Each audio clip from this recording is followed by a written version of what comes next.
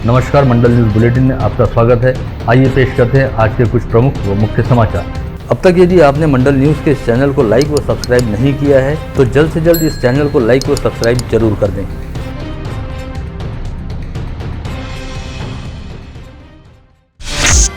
पूर्व मुख्यमंत्री उद्धव ठाकरे के बंगले मातोश्री के बाहर हनुमान चालीसा पाठ कर कानून और व्यवस्था में खलल डालने का प्रयत्न करने के मामले में आरोपी बनाए गए अमरावती की सांसद नवनीत राणा व उनके विधायक पति रवि राणा के आरोपों से मुक्त करने के निवेदन का पुलिस ने विरोध किया। पुलिस ने राणा दंपति के सभी आरोपों को खारिज किया, जिससे साफ हो गया कि गलती पर शिंदे फडणवीस सरकार अपना समर्थन कर रहे नेताओं को भी माफी देने के पक्ष में नहीं है। इस समय गृह मंत्रालय खुद देवेंद्र फडणवीस संभाल रहे हैं और सांसद व विधायक राणा उनके गुड बुक में शामिल है। विगत जनवरी माह में राणा दंपति ने विशेष न्यायालय में खुद को आरोप मुक्त करने का निवेदन दिया था, जिस पर पुलिस ने सोमवार को उत्तर दाखिल किया गया है, जिसमें कहा गया कि आरोप पत्र द्वारा झूठे आरोप किए जाने का राणा दंपति का दावा गलत है। साथ ही झूठी व गलत जानकारी के आधार पर राणा का कहना भी पुलिस ने खारिज किया। राणा दंपति की ओर से आवेदन में कहा गया था कि राजनीतिक लाभ के लिए उन पर अपराध दर्ज किया गया और आरोप पत्र में फेरफार की गई। साथ ही राणा दंपति ने खुद को बेगुनाह बताते हुए अदालत से स्वयं को आरोप मुक्त करने की गुहार भी लगाई थी।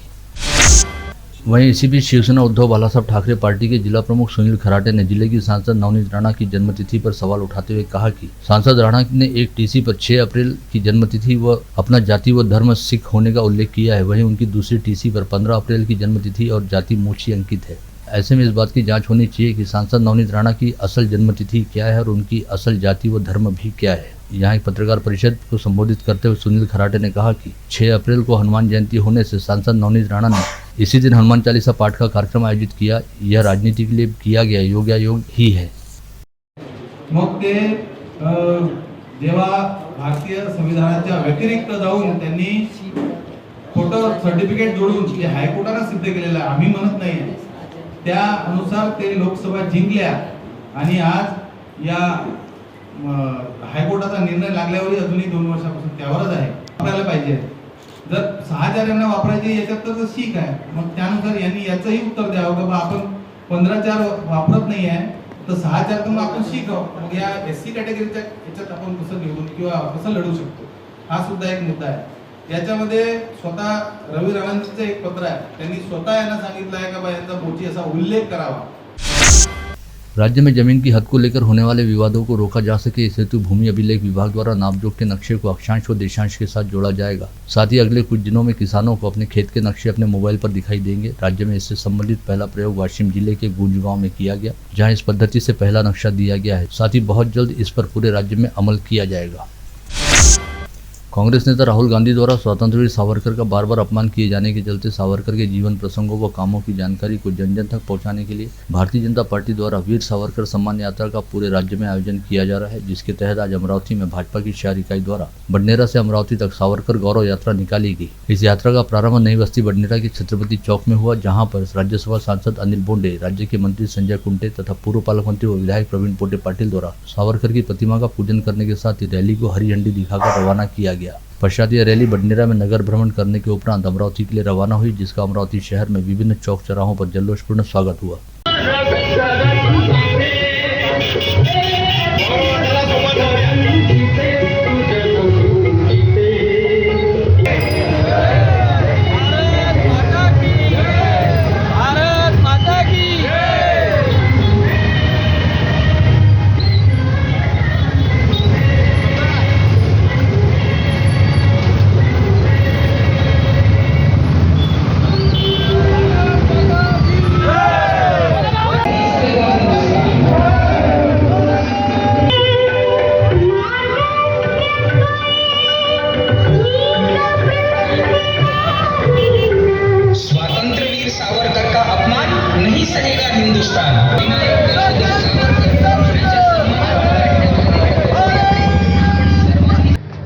राहुल गांधींनी या ठिकाणी यात्रा काढली, वेगवेगळ्या पद्धतीने वीर सावरकरांना, क्रांतीवीर सावरकरांना मोठ्या प्रमाणात अपमानित करण्याचं काम केलं आणि त्यांचा उल्लेख हा एकी भाषित करण्याचा या ठिकाणी प्रयत्न केला गेला।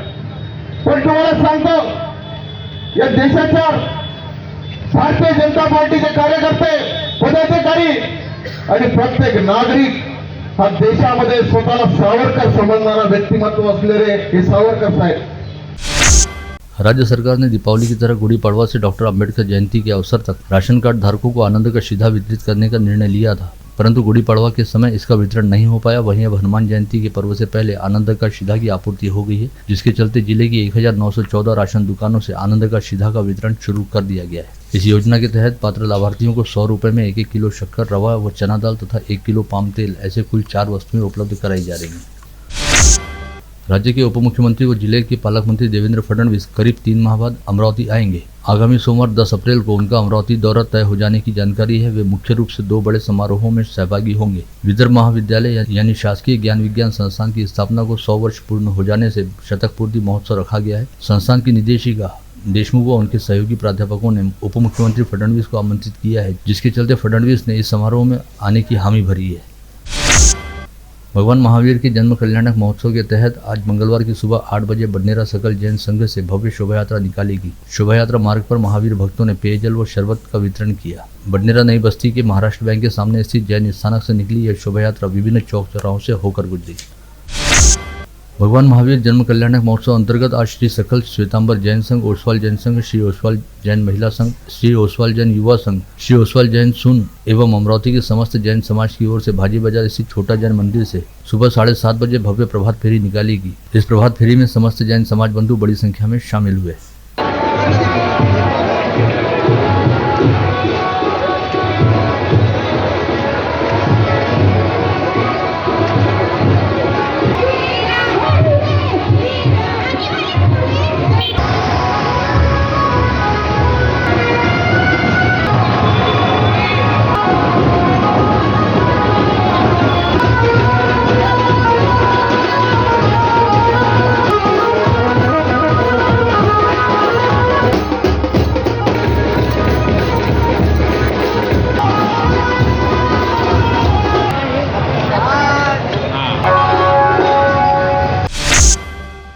भगवान महावीर जन्म कल्याणक महोत्सव के उपलक्ष्य में प्रतिवर्षानुसार इस वर्ष भी आज सुबह 9 बजे स्वर्गीय पद्माबाई पारासमल जी चौड़िया की स्मृति में महावीर पानपुरी का शुभारंभ पूर्व पालक मंत्री सुनील देशमुख के हाथों किया गया। चौड़िया परिवार की ओर से विगत 21 वर्षों से राहगीरों की प्यास बुझाने के लिए निरंतर जारी सेवा कार्य का डॉक्टर सुनील देशमुख ने सराहना की।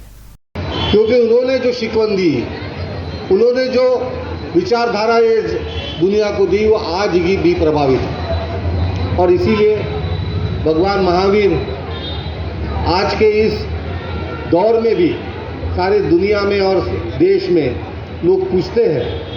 ऐसे ही भगवान महावीर को मैं नमन करता हूँ। मोरबा स्थित सिद्धेश्वर हनुमान मंदिर में जयंती उत्सव निमित्त शिव महापुराण का आयोजन हो रहा है। कथा अंतर्गत सोमवार को सोम प्रदोष का अवसर साध्य कर शिव पार्वती विवाह प्रसंग का वर्णन कथा प्रवक्ता गणेश राम शास्त्री महाराज ने किया। कथा अंतर्गत हवन यज्ञ का आयोजन शुक्रवार 7 अप्रैल को सुबह 7 बजे किया जाएगा। शहर युवा कांग्रेस की ओर से हनुमान जयंती की पूर्व संध्या पर कल बुधवार 5 अप्रैल की शाम 5 बजे शहर में भव्य शोभा यात्रा का आयोजन किया जाएगा, जिसकी जानकारी देते हुए कांग्रेस के शहराध्यक्ष बबलू शेखावत और पूर्व महापौर विलास इंगोले ने मंडल न्यूज के साथ बातचीत में दावा किया कि इस आयोजन को लेकर पूरे शहर में सर्वत्र उत्साह देखा जा रहा है और पार्टी के सभी कार्यकर्ता शोभा यात्रा को भव्य दिव्य तरीके से संपन्न कराने हेतु जोरदार तैयारी में जुटे हैं। इस शोभा यात्रा में अश्व, ऊंट, सामाजिक व धार्मिक झांकियों के अलावा दिंडी, संदल, ढोल, हरियाणा से हनुमान जी की आकर्षक सजीव झांकी के साथ ही उज्जैन के झांझ पथक का समावेश रहेगा। महानगर यात्री संघ व सिटीलैंड गारमेंट एसोसिएशन की ओर से अमरावती से पुणे वाया नासिक पनवेल कल्याण ट्रेन चलाने की मांग आज रेल अधिकारियों को निवेदन देकर की गई। साथ ही इस यात्री गाड़ी में भरपूर ट्रैफिक मिलने का दावा भी किया गया और इस ट्रेन को चलाने के लिए अमरावती रेलवे स्टेशन पर सभी सुविधाएं उपलब्ध रहने की ओर भी रेल अधिकारियों का ध्यान दिलाया गया। संत गाड़गे बाबा अमरावती विद्यापीठ के शैक्षणिक सत्र 2023-2024 के बैकलॉग विद्यार्थियों की ग्रीष्मकालीन परीक्षा 10 अप्रैल से प्रारंभ हो रही है। इस परीक्षा हेतु 99,787 बैकलॉग विद्यार्थियों के ऑनलाइन आवेदन प्राप्त हुए हैं, जिनके लिए संभाग के 5 जिलों में 183 केंद्रों पर परीक्षा केंद्र का नियोजन किया गया है। जारी अप्रैल माह के दौरान विगत 2 दिनों में अमरावती मनपा क्षेत्र में 13 लोगों की कोविड टेस्ट रिपोर्ट पॉजिटिव आई है। इसके तहत 2 अप्रैल को 7 और 3 अप्रैल को 6 लोग कोविड संक्रमित पाए गए। ये सभी लोग अमरावती मनपा क्षेत्र से ही वास्ता रखते हैं। राहत वाली बात यह भी है कि इस समय केवल 1 कोविड संक्रमित को इलाज हेतु अस्पताल में भर्ती रखा गया है। वहीं मनपा क्षेत्र में 34 और ग्रामीण क्षेत्र में 2 मरीजों को होम आइसोलेशन के तहत रखा गया है। फली तेल को छोड़कर इस समय सभी खाद्य तेलों के दामों में कमी आई है, जिससे महंगाई का सामना कर रही गृहिणियों को कुछ हद तक राहत देखी जा रही है। इस समय जवास के दाम 20 रुपये प्रति किलो कम हुए हैं। वहीं सोयाबीन, सूरजमुखी व सरसों के रेट में 25 से 40 रुपये की कमी आई है। अगले माह वैवाहिक सीजन रहने से दाम दोबारा बढ़ सकते हैं। श्री हनुमान व्यायाम प्रसारक मंडल द्वारा संचालित degree college of physical education व महात्मा गांधी अंतर्राष्ट्रीय हिंदी विश्वविद्यालय के संयुक्त सहयोग से मंगलवार 4 अप्रैल से आगामी 8 अप्रैल तक 5 दिवसीय राष्ट्रीय सांख्यिकी अनुसंधान कार्यशाला का आयोजन किया गया है। इस कार्यशाला के उद्घाटन समारोह की अध्यक्षता हिंदी विश्वविद्यालय के कुलगुरु रजनीश कुमार शुक्ला ने की। इस अवसर पर हनुमान व्यायाम प्रसारक मंडल के प्रधान सचिव पद्मश्री प्रभाकर वैद्य भी प्रमुख रूप से उपस्थित थे। स्वाभिमानी शेतकरी संगठन ने कपिल पड़घान के नेतृत्व में आज दोपहर जिलाधीश को निवेदन सौंपकर ऑटो रिक्शा चालक व मालक को 9,000 रुपये प्रति माह मानधन देने की मांग की। रोजगार करणाऱ्या सरकारचा या खोक्यांना सरकारचा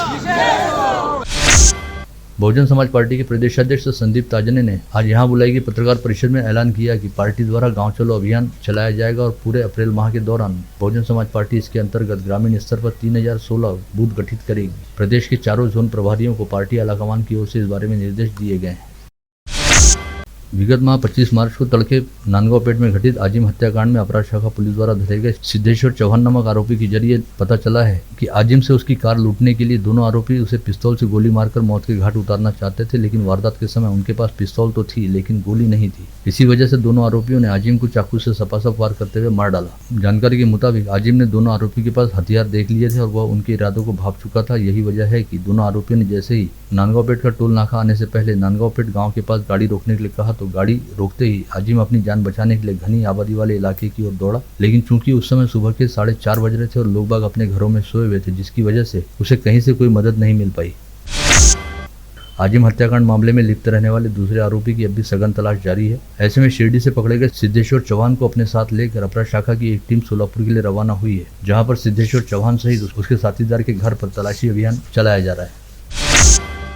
विगत 30 मार्च को रामनवमी की शोभा यात्रा दौरान गांधी चौक पर झंडे को लेकर हुए विवाद में अज्ञात व्यक्ति ने सतीश बोधनकर नामक 23 वर्षीय युवक को जांघ पर चाकू मारकर घायल कर दिया था, जिसके बाद सतीश बोधनकर का सरकारी अस्पताल में इलाज हुआ और उसे एक दिन पहले छुट्टी मिली, लेकिन अस्पताल से लौटने के बाद आज सुबह सतीश बोधनकर अपने घर पर चक्कर आकर गिर पड़ा, जिसमें उसकी मौत हो गई। ऐसे में सतीश के परिजनों ने कोतवाली थाने पहुंचकर सतीश को चाकू मारने वाले आरोपी पर धारा 302 के तहत अपराध दर्ज किए जाने की मांग की। साथ ही राजापेट पुलिस थाने पहुंचकर अपनी शिकायत भी दर्ज कराई।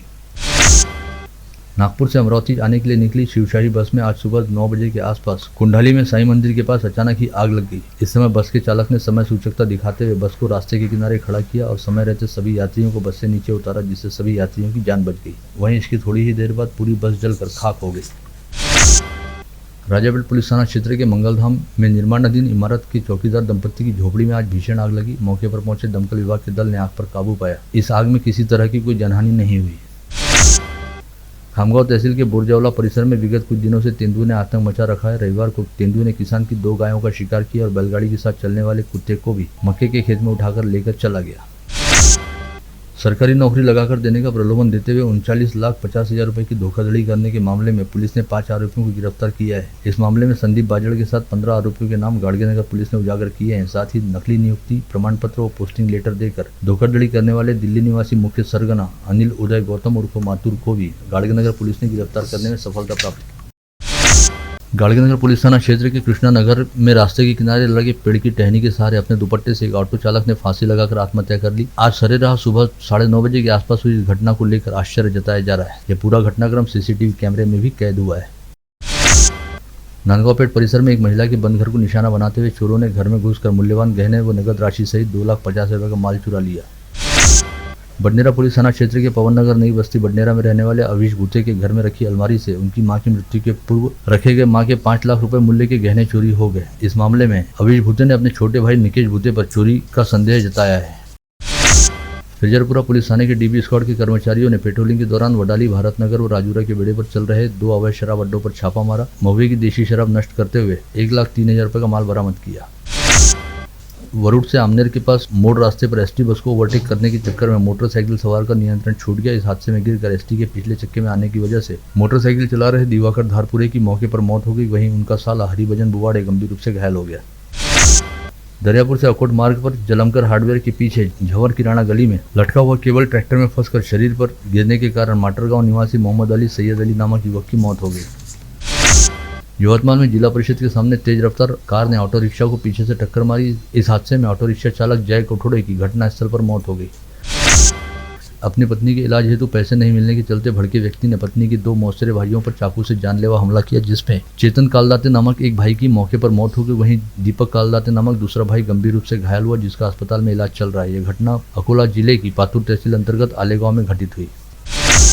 अकोला के कुरणखेड़ में भीमनगर परिसर निवासी वंचित बहुजन आघाड़ी के पदाधिकारी नितिन मोहर ने काटेपुराना खेत परिसर में खुद को फांसी लगाकर आत्महत्या कर ली। नितिन मोहर ने आत्महत्या से पहले जिला पुलिस अधीक्षक के नाम एक सुसाइड नोट लिखा था, जिसमें कहा गया है कि कुछ दिन पूर्व नितिन के साथ रेती तस्करी करने वाले 4 लोगों ने मारपीट की थी और चारों लोगों द्वारा नितिन को बार बार पुलिस में दी गई शिकायत वापस लेने हेतु धमकाया जा रहा था, जिससे परेशान होकर उसने यह आत्मघाती कदम उठाया। पुलिस ने चारों लोगों के खिलाफ आत्महत्या के लिए प्रवृत्त करने से संबंधित मामला दर्ज किया है।